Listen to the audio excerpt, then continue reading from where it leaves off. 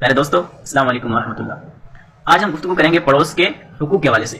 تو یقیناً آپ سب کو پڑوس کے حقوق کا پتہ ہوگا، پتہ تو سب کو ہوتا ہے، لیکن عمل کون کرے؟ مشکل ہے عمل کرنا۔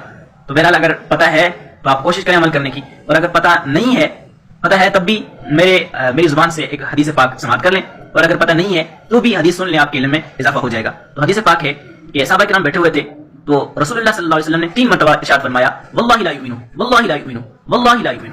اللہ کی قسم وہ بندہ مومن ہو نہیں سکتا، اللہ کی قسم وہ بندہ مومن نہیں ہو سکتا، اللہ کی قسم وہ بندہ مومن نہیں ہو سکتا۔ میرے آقا کریم نے 3 مرتبہ یہ جملہ ارشاد فرمایا۔ صحابہ نے کہا، من یا رسول اللہ، یا رسول اللہ وہ کون ہو جو مومن نہیں ہو سکتا؟